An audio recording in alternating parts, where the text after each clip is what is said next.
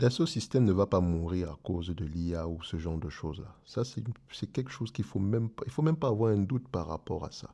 Mais ne doutez pas juste dans le vide, non. Allez-y, regardez ce que l'entreprise fait et pourquoi est-ce que j'affirme cela. Dans tous les cas de figure, pour commencer, c'est une compagnie qui est dans les logiciels ici d'application. C'est un peu différent des logiciels système ici, mais dans tous les cas de figure, dans le groupe School, dans l'onglet Classroom, l'accès est gratuit dans le groupe School ici pour le moment. Allez-y à Software, je vous ai mis ici un deep dive sectoriel. On a expliqué tous les segments, tous les secteurs d'activité. Ici, on a deux sous-secteurs, application et système. Oui, c'est une vue purement, principalement avec des entreprises nord-américaines, parce que pour faire une note d'analyse, il faut lire des rapports financiers, écouter les conférences aussi, un ensemble d'entreprises dans la même industrie ici et poser des questions bien spécifiques, regarder à peu près ce qui revient. Mais ici, Dassault vend à l'international également. Donc, c'est un logiciel d'application et je pense que la dynamique sectorielle dans toute l'industrie de logiciels également ici a tendance à toucher cette compagnie-là. L'IA va nous tuer, etc. Oui, elle a d'autres problèmes ici avec son segment Life Science Tool, mais là, quand on parle du segment Life Science, ça nous ramène à quoi?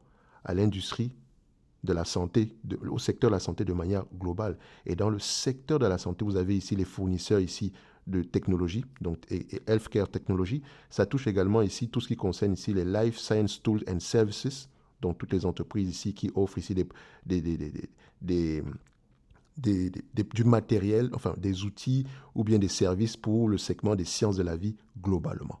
Donc c'est deux secteurs d'activité. OK? Donc, la dynamique au niveau de Life Science Tool est très particulière. En date d'aujourd'hui, on a les pressions réglementaires ici. Enfin, on a les pressions par rapport aux tarifs. On a également les pressions budgétaires aux États-Unis par rapport à la dépense gouvernementale et au niveau ici des dépenses académiques. On a également, en Chine, on a de plus en plus ici la promotion des champions nationaux et donc une pression également au niveau des prix. Bref, c'est plusieurs dynamiques. D'accord? Donc, il faut se dire ici que l'ensemble du secteur a tendance à souffrir un tout petit peu. Chacun souffre, enfin, c'est pas égal, hein. C'est pas comme le secteur ici de l'alcool, etc. Non, il y en a certains qui s'en sortent mieux que d'autres. D'accord? Donc, quand vous parlez même ici de... Quand on va donc aborder ce secteur d'activité-là, il faut le voir. Quand on va aborder une entreprise comme Dassault Systèmes, il faut voir ça comme ça. Il faut regarder il faut regarder le tableau dans son ensemble. OK? Et quand on regarde le tableau dans son ensemble et qu'on revient à peu près aux différents secteurs d'activité dans lesquels, les segments d'activité dans lesquels Dassault Systèmes exerce, vous allez voir ici que la dynamique est différente. Tout ce qui concerne ici les produits de PLM, etc., ça va plutôt bien. Tout ce qui concerne ici les life sciences, ça va plutôt OK. C'est plutôt bof bof. OK?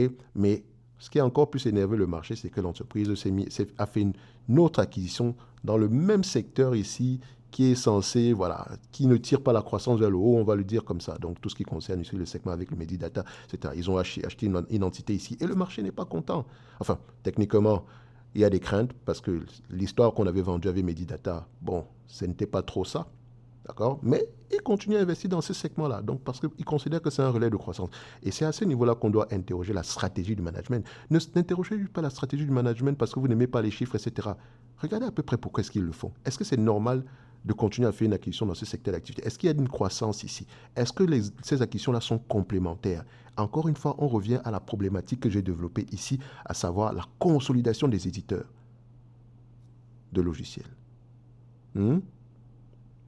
Un éditeur devrait faire plusieurs choses afin de pouvoir proposer plusieurs services sous une seule bannière. Vous voyez que ça revient encore, non? C'est dans la note d'analyse. C'est dans la note d'analyse sectorielle. Là, je l'appelle ici, j'ai toujours du mal à dire note d'analyse, deep dive sectorielle, mais ça va arriver. Parce que ici, je vous ai donné tous les éléments nécessaires. Vous avez l'environnement opérationnel, vous avez comment fonctionne le secteur, ainsi que mes différents choix. J'aurais pu mettre ici Dassault Systèmes. Encore une fois, je n'aime pas Dassault. Je vous dis déjà, Dassault Systèmes, je considère cette compagnie comme étant à un prix intéressant. Point à la ligne. On peut s'arrêter là. OK? Mais j'ai tendance à suivre uniquement des compagnies nord-américaines. Mais Dassault Systèmes, quand on parle de logiciel, par rapport à ce qu'elle fait partie des meilleures. Donc, pour faire un résumé global ici de ce qui s'est passé pendant le trimestre ici, le profil de Dassault Systèmes ici s'inscrit dans une logique de transformation progressive plutôt que de rupture de manière générale. Donc, où la bascule ici vers l'abonnement et le cloud améliore la visibilité des revenus sans encore produire une réaccélération marquée de la croissance. On a bien dit une réaccélération marquée. Parce que c'est l'histoire de Dassault. Elle avait vendu l'histoire de la croissance. Aujourd'hui, la croissance a ralenti. Rappelez-vous, on n'achète pas une compagnie de croissance à un prix qui implique la croissance parce que tôt ou tard, la croissance finira par ralentir. Voilà. Et donc, c'est pour ça que quand je me lève le matin, on me dit non, tu dois acheter du Dassault Systèmes à 56 fois les bénéfices parce qu'elle a généré une croissance moyenne de 15% sur les 10 dernières années. Et si elle fait à peu près la même chose sur les 20 prochaines années, c'est un bon deal. Qui te dit que les 20 prochaines années, elle va faire ça? Qui? Tu as regardé la taille du marché? Tu penses que les concurrents dorment? Qu'en est-il des problèmes au niveau de la réglementation? Est-ce qu'il y a un problème au niveau de la concentration? Voilà des questions qu'on se pose. Et la croissance même, elle provient d'où? Augmentation des prix, tu penses que c'est durable? Est-ce qu'on signe de plus en plus de nouveaux clients? Voilà les questions qu'un investisseur pose. Ce sont des questions que nous, dans le groupe School, on va se poser. Vous voulez faire du stock picking sérieusement? Ça sera dans le groupe School. OK? Donc ici, comme je disais tantôt, la bascule ici vers l'abonnement et le cloud améliore la visibilité des revenus sans encore produire une réaction marquée ici de la croissance organique globale. Donc cette dynamique croissance organique, pas croissance inorganique avec les acquisitions. Donc ici, cette dynamique implique un profil de risque relativement contenu, donc porté par des positions établies dans des marchés à forte barrière à l'entrée. On le verra tantôt quand on parlera ici de l'analyse ici du mode, okay, mais dont la matérialisation des catalyseurs de croissance, notamment l'intelligence artificielle industrielle et l'intégration de life science, reste graduellement et dépendante ici de l'exécution. Là, on doit juger le management. Ceux qui ont accès aux prompts ici, concernant le management, surtout ceux qui ont les prompts premium, d'accord? Par rapport au management, vous pouvez aller regarder et apprécier si le management ici vous plaît ou pas. Okay? Les points de vigilance prioritaires ici concernent la capacité de la direction à convertir les grandes transactions, les grands comptes ici, dans des délais maîtrisés, ainsi que la vitesse de reprise du segment Life Science, dont la volatilité pourrait continuer de peser sur la lisibilité des résultats trimestriels. Et quand on parle ici de la reprise du segment Life Science, est-ce que c'est un problème lié au fait que les produits vendus par Dassault Systèmes sont mauvais, ou bien parce que le secteur souffre dans son ensemble et qu'on est juste dans une mauvaise passe? Je penche pour la deuxième option, et je sais pourquoi je le dis. De toutes les façons, quand on fera l'analyse, le deep dive sectoriel dans ce segment-là, vous allez mieux comprendre. OK? Refermons cette parenthèse-là. L'intégration d'Aris... Et attention, avant même de refermer la parenthèse, je vous ai demandé dans le groupe School, pas dans le groupe School, je vous ai demandé ici, non seulement en poste ici épinglé à ce niveau, je vous ai demandé d'aller voter pour le prochain secteur d'activité qu'on va avoir tendance à analyser en profondeur. Et pour le moment, c'est le secteur de l'énergie qui gagne. Pour le moment. Donc, c'est quelque chose qu'on va avoir tendance à faire ici, je pense que la semaine prochaine par là, parce que cette semaine déjà, vous pouvez le voir, je vais parler, d'ici la fin de la semaine, je vais parler ici le secteur de Metal and Mining. Donc, de toutes les façons, ce mois-ci, je pense qu'on va avoir Grand Max, la fin du mois, on va parler de 2 secteurs d'activité, globalement. Et au fur et à mesure, les semaines qui vont suivre, j'ai déjà de toute façon une assez bonne réserve ici de secteur d'activité. On pourra mettre une fois par semaine ici un nouveau secteur d'activité, un nouveau deep dive. Allez juste regarder celui des softwares. Vous allez comprendre pourquoi est-ce que je suis optimiste. Enfin, vous allez comprendre ma position. D'accord? C'est pas juste dans le vide. Vous allez comprendre ma position. Et ici, je n'ai pas terminé de rajouter certains éléments. D'accord? Ici, fonctionnement, c'est encore en mode off. Mais il est déjà présent. Je suis encore en mode édition. Les choix de Top Invest, je vais rajouter certaines entreprises. Je ne vous demande pas d'aller acheter ces compagnies-là. C'est celles, selon moi, qui sont intéressantes au prix actuel et qui pourront survivre à long terme, point à la ligne. D'accord? Ceci n'est que mon avis et non un conseil d'investissement. Parfois, ce sont des entreprises que je détiens. Et si je détiens une entreprise, je vous dis directement que je détiens telle entreprise. Donc, je peux avoir un biais par rapport à ça. Et je vous encourage à aller voir, pour ceux qui n'ont pas regardé le live que nous avons fait ici vendredi. J'ai expliqué encore plus les choses ici, etc. à ce niveau. Même si le son un tout petit peu au début n'est pas bon, mais on a réussi à se rattraper au cours de la journée. J'ai présenté à peu près ce qui est à l'intérieur, etc. Bref, le lien est en description de la vidéo pour le groupe School. Alors, je continue ici. Comme je disais tantôt ici, l'entreprise le test significatif ici par rapport à la discipline d'allocation du capital de groupe dans un contexte où l'acquisition doit, par rapport à risque global ici, l'acquisition doit démontrer sa contribution positive dès le premier trimestre suivant sa clôture. Donc c'est ça qu'ils ont dit. Maintenant, on va regarder. On ne leur a pas demandé de faire une acquisition. On ne leur a pas demandé de nous promettre des choses l'année prochaine. Un management doit dire ce qu'il fait et faire ce qu'il a dit. D'accord? Donc, je mets déjà sur mon petit papier 2027, amélioration dans le secteur Life Science Tool par rapport à l'acquisition ici d'Aris Global. Il faut que ce soit positif parce que c'est ça qu'ils ont dit. Mais s'ils viennent avec des excuses après, ça va commencer à faire beaucoup. Surtout si on a une historique ici d'excuses. Mais attention, on compare toujours par rapport au secteur d'activité, etc. Qu'est-ce qui se passe en profondeur. Donc, à moyen terme, ici, le facteur critique du succès résidera dans l'équilibre entre l'expansion de la marge opérationnelle déjà engagée avec une progression ici de 70%, ici de 70 points de base ici sur un an, et le maintien d'un rythme d'investissement suffisant pour soutenir le déploiement ici des capacités d'intelligence artificielle au sein même de la plateforme. Donc une tension persistante ici entre ces deux objectifs, à savoir discipline de coût d'un côté et investissement stratégique de l'autre, constituera un arbitrage à surveiller dans les trimestres à venir. Donc, Dassault, c'est OK. J'ai vu ici, de toute façon, je partagerai ici une ressource documentaire dans le groupe School, encore une fois. Allez juste voir ce qu'on a partagé dessus déjà précédemment. Et voilà, je pense qu'il y a un article sur Dassault, un truc comme ça. Je vais essayer de voir ça. Chacun tire son avis. Mais globalement, cet article-là n'est pas positif, qu'il faut attendre, etc. Nous, on regarde le secteur et pour moi, je dis, quand l'opportunité d'investissement se présente, c'est parce qu'il y a un problème. Le problème, il est temporaire ou durable. Si tu identifies que ce problème-là est temporaire, tu te gaves. D'accord? Même si ça redémarre, l'essentiel, c'est que l'entreprise continue à livrer la marchandise. Et qu'est-ce qu'elle fait avec ce cash-là? Est-ce qu'elle rachète des actions? Est-ce qu'elle verse un dividende, etc.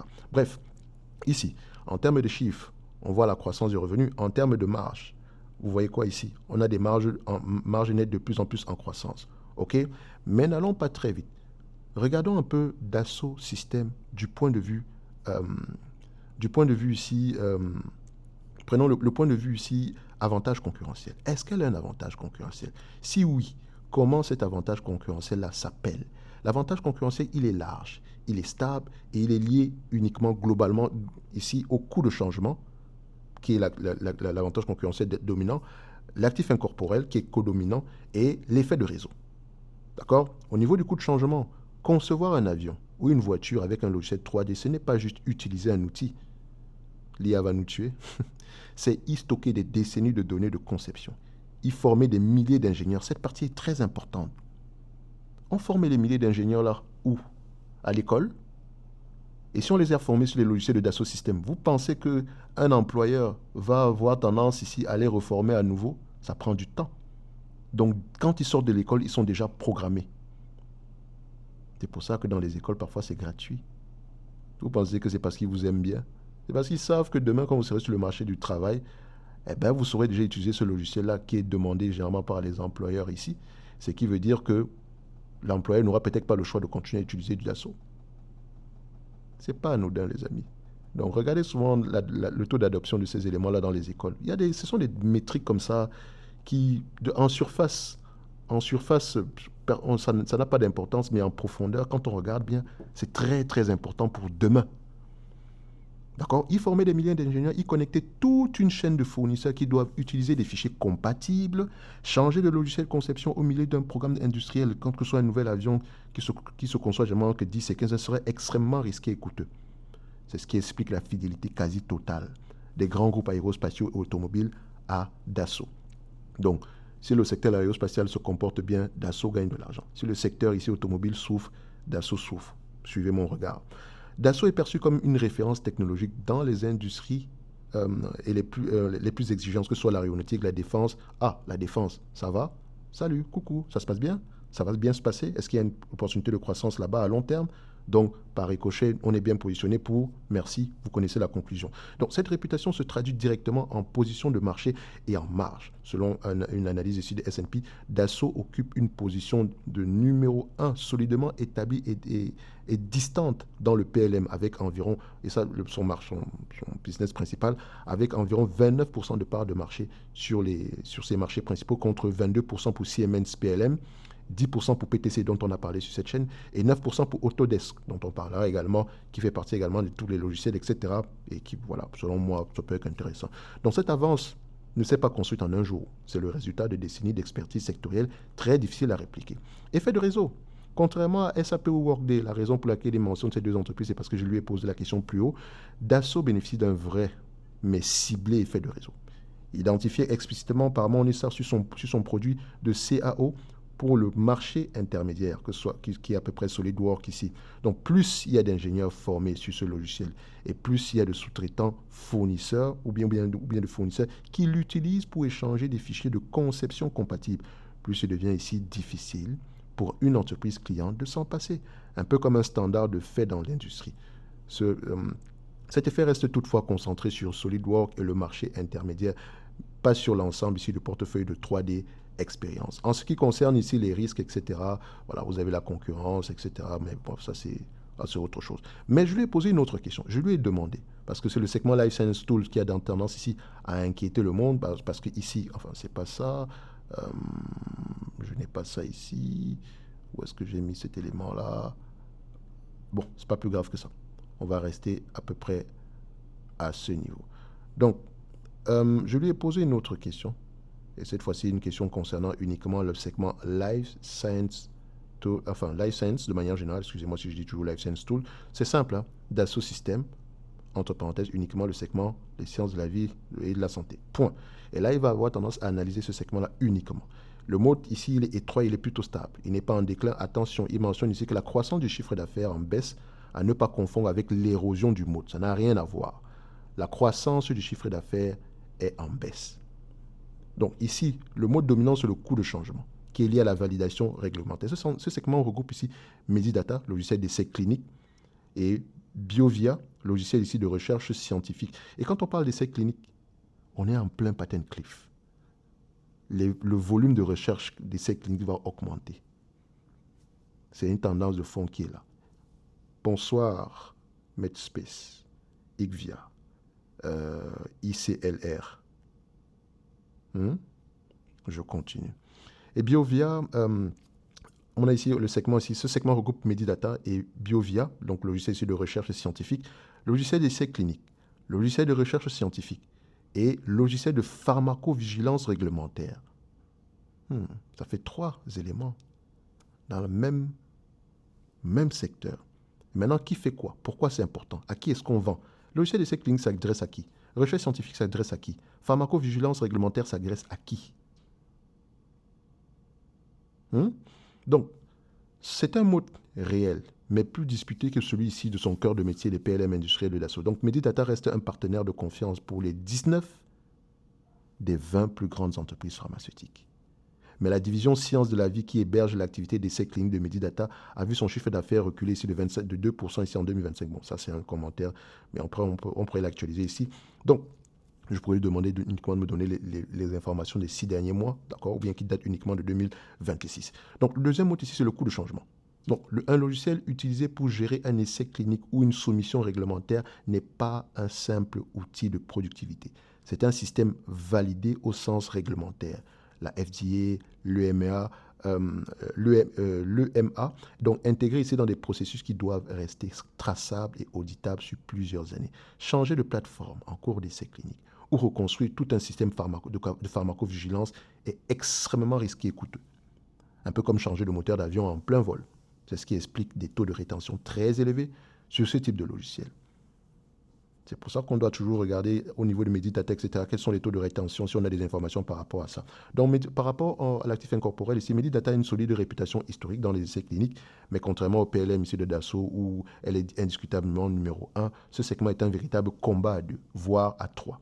Viva Systems, qui est également une entreprise intéressante, et Viva Systems commence à développer son propre CRM, D'accord? Après le partenariat avec Salesforce, etc. Donc, encore une fois, elle fait deux choses. Vous fournissez un logiciel, mais vous ne faites pas que un seul, enfin, même si elle faisait déjà un CRM avant, mais c'était un partenariat avec Medidata. Mais on revient encore à la consolidation. Ce terme-là va revenir de plus en plus.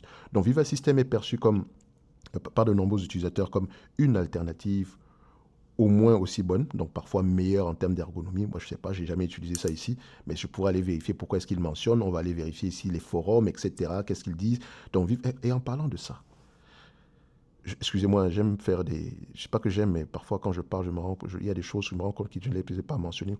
Il y a quelque chose qui m'intrigue dans les résultats de Google et d'Alphabet. Ça n'a rien à voir, mais quelque chose qui m'intrigue énormément. Comment Google Search continue à avoir une, une performance aussi bonne? 17% de croissance? Google Search? Alors, la question est la suivante. Est-ce que c'est le volume de recherche qui augmente? Ou bien c'est le prix par publicité, c'est le prix, les tarifs publicitaires qui ont augmenté? Parce que si ce sont les tarifs publicitaires, c'est un problème à long terme. OK? Je dis ça, je ne dis rien. Je vais encore continuer à creuser ce sujet-là. Il me semble qu'il y a même une métrique qui ne présente plus dans leur rapport financier. Et ça, quand on commence à ne plus présenter une métrique, ça devrait être inquiétant. Je vais revenir sur ce sujet-là. Ça m'intriguait. Je me suis posé la question depuis le matin. Je dis, mais il y a quelque chose, je suis allé regarder, je me suis baladé. Et il y a 2-3 articles que je vais tirer à peu près sur certaines sources de confiance. Et je vais avoir tendance à creuser un tout petit peu plus ce sujet-là. Peut-être qu'on fera une vidéo un jour par rapport à ça. Vous savez, j'ai du Alphabet ici. J'ai fait une vidéo très optimiste la dernière fois. Je disais matin, midi, soir, etc. Mais cette partie-là m'intrigue. Je veux savoir comment est-ce que vous arrivez à faire du 17%. Je ne veux pas juste qu'on me dise qu'il y a de la croissance. Je veux savoir vient d'où. OK? Et si c'est une affaire de prix, toute augmentation de prix a une limite. Bref. Refermons cette parenthèse là, revenons ici. Donc, Viva est souvent salué pour son interface moderne, etc. Bon, ça c'est l'actif incorporel. L'effet de réseau, c'est également un mot que j'aime bien. Il est plutôt étroit. Et il existe un effet de réseau tenu et spécifique aux données. D'accord? Plus Medidata héberge essais cliniques, plus elle accumule des données patients historiques agrégées, ce qui peut améliorer ses outils d'IA de conception d'essais ici, benchmarking, prédiction des résultats. Donc, cet effet reste toutefois faible, enfin faiblement documenté dans les sources publiques consultées, dont la formulation marketing de Medidata évoque la plus grande base de données historiques au niveau patient, etc., comme argument commercial, mais aucune donnée chiffrée. Donc ici, ça prend avec des pincettes. Il faut faire attention. Ce que j'aime bien ce prompt ici. Il ne va pas vous donner juste une réponse, vous donner une réponse. Non, non, non. Il vous dit pourquoi. Et s'il y a des doutes, il vous... Enfin, quoique, dans le groupe School, on en parlera tantôt. Je vous ai montré comment est-ce que vous pouvez affiner la réponse du LLM. Faites attention, parce que votre LLM est branché sur Internet. Et sur Internet, il y a tout et n'importe quoi. Il n'est pas branché ici sur une API de confiance, par exemple. Il n'est pas branché, par exemple, sur Reuters ou bien sur Bloomberg, voilà, ce genre de choses-là. Quand je dis il n'est pas branché, je prends l'exemple, par exemple, ici de Bloomberg, il n'est pas branché dessus. Donc, faites attention aux informations qu'il peut vous donner. C'est pour ça que je demande une justification et je lui demande d'aller chercher des informations à des endroits bien précis. Surtout quand je parle de mots, etc. Okay? Parce que si vous posez la question, quel est l'avantage concurrentiel de cette compagnie, il va comprendre que l'entreprise a un avantage concurrentiel. Bref, on fera des ateliers par rapport à ça dans le groupe School. Alors, maintenant, vous avez à peu près les risques, etc. Je vous laisse aller lire ça. Donc, globalement, ici, c'est OK pour cette compagnie. On va le dire comme ça. C'est OK. OK? Donc, en termes de... On va revenir. On a fait une vidéo ici la dernière fois. On était à $30 à l'action, 30 euros, etc. Malgré l'acquisition, parce qu'elle a quand même payé une dizaine de fois les revenus, etc., ça semble être cher, etc. Mais si elle arrive à augmenter les prix, pourquoi pas? Si elle arrive à accélérer la croissance, pourquoi pas? Parce que je vous ai toujours dit qu'un logiciel, c'est bien. Mais, comment on dit ça? Entretenir un logiciel, donc que ce soit au niveau de la réglementation, etc., c'est compliqué. C'est compliqué. Et peut-être si ce logiciel acheté aura tendance à mieux performer au sein de Dassault Systèmes. En tout cas, ça c'est peut-être des peut-être et des si, d'accord? Mais voilà, c'est quelque chose que je vais avoir tendance à vérifier. Donc ici, malgré l'acquisition, l'entreprise sera toujours cash flow positif. En tout cas, il y a de fortes chances qu'elle soit cash flow positif ici malgré l'acquisition. J'espère que, est-ce que l'acquisition est déjà rentrée ici ou bien c'est pas encore validé. Donc, on va dire que c'est, tant que ce n'est pas validé, ça ne va pas apparaître ici. Vous vous souvenez, c'est pas parce qu'on va faire l'acquisition d'une compagnie que le régulateur va forcément accepter. Faites attention par rapport à cette information-là. Donc, ça peut être, l'acquisition peut être retoquée ici par la réglementation, etc. On ne sait jamais. Donc, c'est pour ça que ça n'apparaît pas encore ici dans les datas. Donc, on va l'analyser comme si elle n'avait pas fait d'acquisition. Donc, ici, vous payez combien de fois les bénéfices pour cette compagnie? Alors, comme vous pouvez le voir, c'est une entreprise que le marché a eu tendance à payer à des niveaux de multiples élevés parce qu'elle ne pouvait pas échouer, la croissance était élevée, etc. Mais tôt ou tard, les choses finissent par ralentir. Ici, ça sera que 15 et 20 fois les bénéfices. Je vous dirais même, je prendrais 20 fois les bénéfices parce que je pense que cette compagnie a un pricing power qu'elle pourrait utiliser. Elle est présentement en train de souffrir dans un segment d'activité en particulier, mais il y a un autre qui se comporte bien. Donc, c'est un business également prévisible. 99% du temps ici, les analystes font des bonnes prévisions par rapport à cette entreprise. Et comme on peut le voir, les attentes sont plutôt stables. Enfin, plutôt, il y a un an, on s'attendait à 1,76 €. Aujourd'hui, c'est à peu près 1,51 € par rapport à 2028. Mais voilà, ça reste lié, voilà, ça reste correct. Donc, on ne va pas exagérer ici. Le plus important, prenons cet exemple. Je ne veux même pas qu'elle aille même plus loin que ça. Admettons qu'elle soit capable de rapporter au moins 1,34 € d'ici 2026. Ça fait déjà 27 €. 1,51 € d'ici 2028, ça fait 30 €. Même si ça monte à 2 €, tant mieux. Mais la croissance ici, 5%, c'est presque l'inflation moyenne ici. Donc, il y a de grandes chances que ça puisse être possible. Plus l'acquisition actuelle qui sera, selon le management, qui va avoir tendance à bonifier les bénéfices nets ici. 1,50 €. C'est possible, non? Donc, 20 fois les bénéfices, ça fait 30 €. Ça n'a pas trop changé. Donc par rapport à la valorisation, je reste à peu près sur la même valeur qu'on avait eu la dernière fois ici. Hein. De toute façon, la valorisation ne date pas depuis ça n'a même pas encore fait un mois. Donc, allez-y, regardez ça. Pour moi, Dassault Systèmes reste une entreprise intéressante à voir en watchlist au minimum. Maintenant, pour ceux qui ont un peu à vous d'aller voir. Donc, vous voyez, on a beaucoup d'entreprises à aller regarder ici. Vous avez parlé de Carou il y a quelque temps, vous vous rappelez? C'est une compagnie... enfin, j'en ai parlé dans un live ici. Ouais, bon, ça dépend, vous pouvez aller regarder. J'avais parlé de Carou. Comment on appelle ça? Elle est en expansion aux États-Unis ici. Donc, il y a d'autres entreprises, hein, Manhattan Associates, voilà, Nemcheck, Oracle, donc Procore. Il y a beaucoup d'entreprises qu'on pourrait revoir, qu'on va avoir tendance à regarder ici, au moins sur le segment logiciel. Donc, vous avez l'analyse sectorielle. Vous avez à peu près le deep dive sectoriel ici. Et je vais avoir tendance au courant de la semaine ici à parler majoritairement de logiciels, même si on va regarder d'autres entités, etc.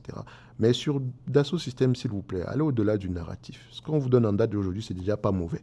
Maintenant, si le marché donne plus que ça, tant mieux. Mais maintenant, si la croissance disparaît du jour au lendemain, peut-être parce que le marché est de plus en plus concurrentiel, etc., Dassault Systèmes, je ne surpaye pas. Je paye presque 20 fois les bénéfices, 15 fois les bénéfices. Elle se négocie à 15 fois les bénéfices en moyenne. Et pour une entreprise qui a des marges pareilles, vous avez vu, les marges de Dassault sont en expansion. Ce ne sont pas des marges qui sont en train de ralentir de manière générale. D'accord? Quand on regarde ici le net income margin, c'est en expansion. Quand on regarde ici les marges EBITDA, comme on peut le voir ici, ces marges-là sont plutôt stables de manière générale. Quand on regarde ici la marge brute, c'est déjà une bonne chose, la marge brute, grosse margin.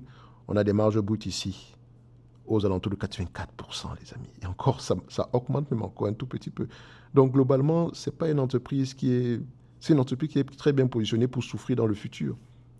OK? Et si on revient à son cœur de métier, elle a un mode large. OK? Il est au moins stable au minimum.